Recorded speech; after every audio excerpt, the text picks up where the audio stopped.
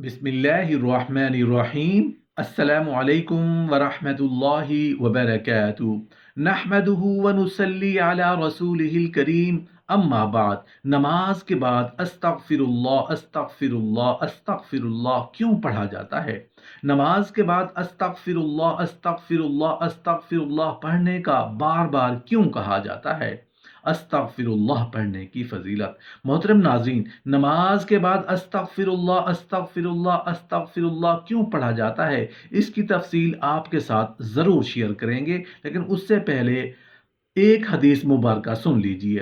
रसूल अल्लाह सल्लल्लाहु अलैहि वसल्लम का फरमान है, उस शख्स के लिए सआदत है जो अपने आमाल नामे में बहुत अस्तगफार पाता है, क्योंकि अस्तगफिरुल्लाह पढ़ने से हुक्म इलाही की तामील होती है। अस्तगफिरुल्लाह पढ़ने से रिज्क मयस्सर आता है और उसमें इजाफा होता है। अस्तगफिरुल्लाह जन्नत में दाखिले का परवाना है। अस्तगफिरुल्लाह पढ़ने से गुनाह मुआफ़ होते हैं और ख़ताएँ मिट जाती हैं। अस्तगफिरुल्लाह मरने के बाद आदमी के दर्जात की बुलंदी का बायस है।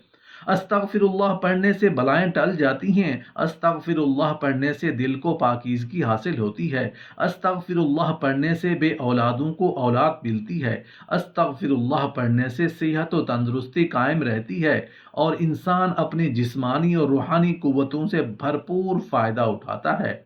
ये उस बेबस आदमी के लिए राह कुशादा है जिसके लिए ज़मीन तमाम तर वुसअतों के बावजूद तंग पड़ गई है।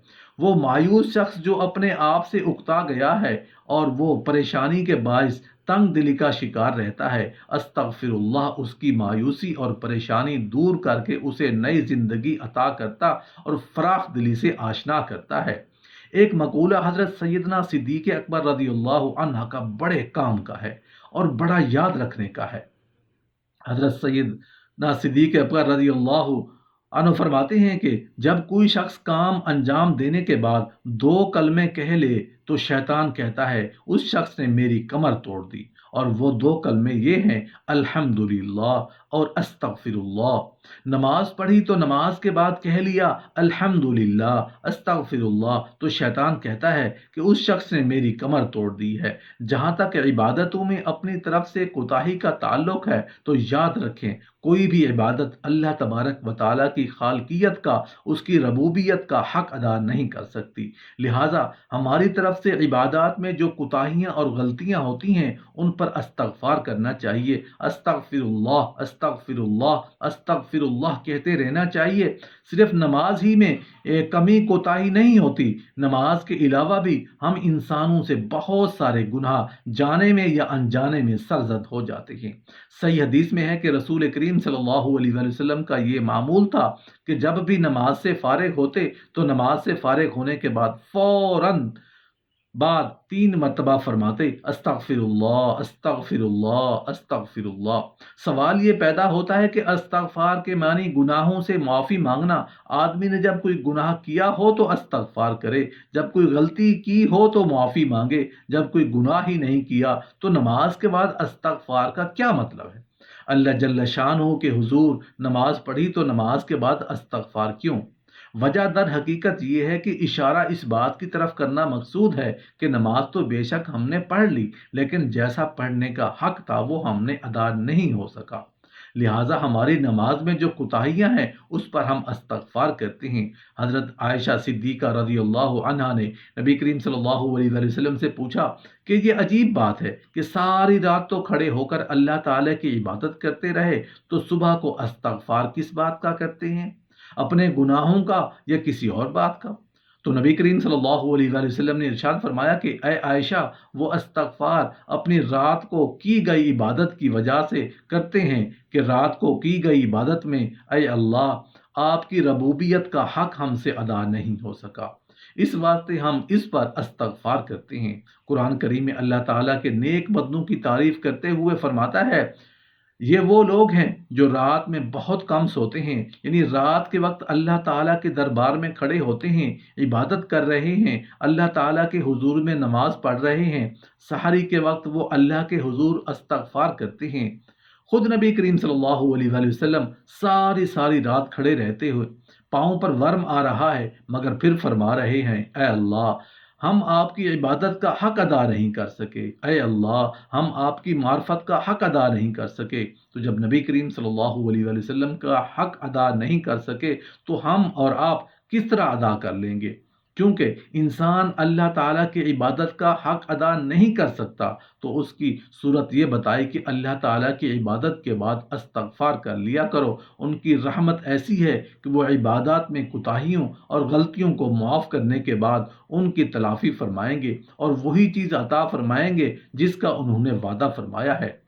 حضرت انس رضی اللہ عنہ سے مروی ہے کہ نبی کریم صلی اللہ علیہ وآلہ وسلم نے فرمایا، نگرانی کرنے والے دو فرشتے یعنی اعمال لکھنے والے اللہ تعالیٰ کی بارگاہ میں کسی بھی روز کسی کا اعمال نامہ پیش کرتے ہیں اور اس کے اول و آخر میں استغفار لکھا ہوتا ہے تو اللہ تعالیٰ فرماتا ہے کہ میں نے اپنے بندہ کا وہ سب کچھ معاف کر دیا جو اس اعمال نامہ کے اول اور آخر کے درمیان ہے۔ شیطان کا حربہ عبادت کے بارے میں دو ہی قسم کا ہوتا ہے۔ ایک حربہ اس کا یہ ہوتا ہے کہ وہ عبادت کے بارے میں بندے کو کبر و ناز میں مبتلا کر دیتا ہے کہ میں بڑا عبادت گزار ہو گیا، میں نے اللہ کی بڑی عبادت کی۔ بندے کے دل میں عبادت پر ناز اور گھمنڈ پیدا کرتا ہے تو الحمدللہ کا لفظ شیطان کی کمر توڑ دیتا ہے کہ جو میں نے کیا در حقیقت توفیق کسی اور کی ہے، یہ سب کچھ اسی کی عطا ہے۔ دوسرا حربہ شیطان کا یہ ہوتا ہے کہ شیطان اس بات پر لگا دیتا ہے کہ تیری عبادت کیا، تیری نماز کیا، تیرا سجدہ کیا، اور اس سجدہ کی ناقدری کر کے دل میں مایوسی پیدا کر دیتا ہے کہ ساری عمر ہو گئی نماز پڑھتے پڑھتے لیکن نماز پڑھنے کا جو حق تھا وہ ہم سے ادا نہیں ہو سکا۔ جب وہ حق ادا نہیں ہوتا تو نماز پڑھنے کا کیا فائدہ؟ یہ مایوسی شیطان دل میں پیدا کرتا ہے۔ اس کا علاج حضرت ابو بکر صدیق رضی اللہ عنہ نے استغفر اللہ کے ذریعے بتایا کہ عبادت میں جو کوتاہی ہوئی اس پر اللہ تعالیٰ سے استغفار کرو۔ جب بھی کسی عبادت کی اللہ تعالیٰ توفیق دے دیں اور یہ دو کام ہم اور آپ کر لیں تو ہم اللہ تعالیٰ کی ذات سے پوری امید رکھنی چاہیے کہ وہ اپنی رحمت سے اس کو قبول فرمائیں گے، کیونکہ اللہ تعالیٰ ہماری سب کمزوریوں اور کوتاہیوں سے اور ہماری نفسیات سے واقف ہیں۔ انہوں نے ہمیں طریقہ بتلا دیا کہ جب بھی کوئی نیک عمل کرنے کی توفیق ہو جائے تو ہمارے سامنے حاضر ہو کر شکر کرو اور استغفار کرو۔